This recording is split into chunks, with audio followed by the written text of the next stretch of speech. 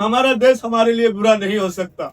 हम उधर भी कह के आए हैं हिंदुस्तानियों को, और हम यहाँ भी कहते हैं इंशाल्लाह हमारे भाइयों को और हमारे देशवासियों को, हम इंशाल्लाह जितना भी महंगा हो गए हम मिट्टी खाएंगे, फिर भी अपना देश वतन नहीं छोड़ेंगे। भाई क्या बोले, अल्लाह अकबर। उस दिन का बाद जब याद आता है, जी चाहता है उस दिन मर क्यों नहीं गई।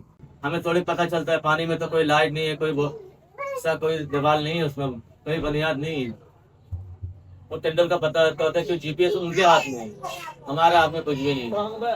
तकरीबन 7 बजे हमें सबको ऊपर लेके गया, ऊपर पूरा रात चलाया उन लोगों ने। फिर रात को चलाने के बाद वो दिन को भी 10-12 घंटा वापसी दोबारा रिटर्न चलाया। उनको बोल रहा था उन लोग कि आप लोग बड़ा नसीब वाला है, आप लोग को छोड़ दूंगा। पहले हमारा टेंडर को लेके गया तेल का टंकी के ऊपर। उस टाइम हम लोगों का सब डॉक्यूमेंट उसके हाथ में था। डॉक्यूमेंट जब उन लोगों ने हाथ में ले लिया, उसका बच्चा भी उन लोगों को पता चल गया कि बच्चा भी है उसको बच्चा को भी लेके गया ऊपर। हमें 4 बंदों को लेके गया ऊपर।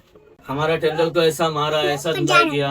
वो तो जो आप लोगों ने पानी में डाला वो क्या है, तेल का टंकी गर्म किया, 3 बंदों को फिर जला गया। अख्तर अली है, इसका दोनों अपना जल गया 15 मिनट के अंदर। हम तो 2.5 घंटे से उधर मर रहा हूँ गर्मी में, वो ऐसा गर्म हुआ है। अल्लाह अकबर, क्या बोले। या अल्लाह अगर आपका राजी है तो जला दो, कोई मसला नहीं, उसमें हम जल के राख हो जाएंगे। उस टाइम में भी मेरा पैर इतना तलक इस तरह जल गया था, ये काट के चमड़ा फेंक देना पड़ा हम लोगों का।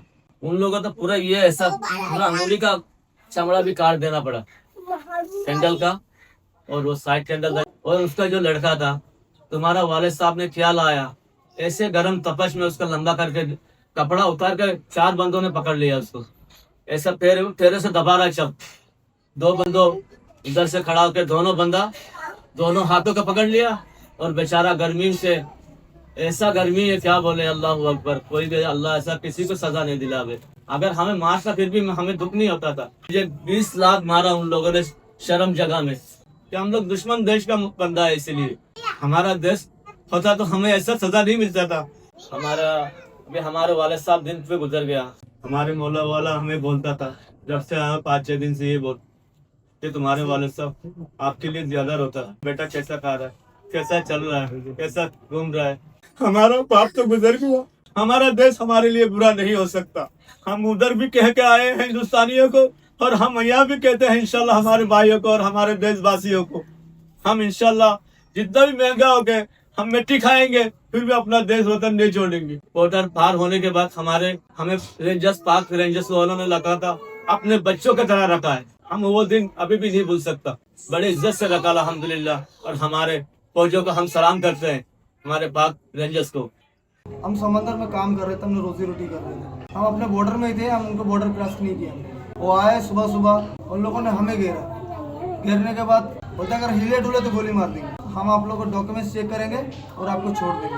तो हम लोगों ने ठीक है, चलो ठीक है चेक कर लो। तो उन्होंने कहा आ जाओ हमारे पीछे थोड़ी देर आगे। फिर वो लेके गए हुदूद में लेके जाने का गन बोर्ड उतारा उन्होंने। गन बोर्ड उतारने के बाद हम लोग को सरेंडर करने के लिए बोला, फिर ले गए अपने शिप में। अब बोलता आए क्यों इंडिया में, बॉर्डर के करीब आए क्यों, बॉर्डर क्रॉस क्यों किया आप लोगों ने, ये वो, आप लोग को ड्रग्स वाले तो नहीं हो। तो उन लोगों ने बोट वगैरह चेक किया। चेक करने के बाद बोट में कुछ मिला नहीं। फिर उसके बाद वो हमें ले गए इंडिया। ले जाने के बाद हमारा वहाँ रिमांड वगैरह लिया, कानूनी कार्रवाई होता है, कानूनी कार्रवाई किया, कोर्ट में हाजिर किया। 1 साल के बाद हमारा केस चला। उसके बाद हम लोगों ने गुनाह कबूल किया, क्यों हमारे वहाँ पे कौन सुनेगा, गवर्नमेंट उनकी, नेवी उनकी, सब उनकी।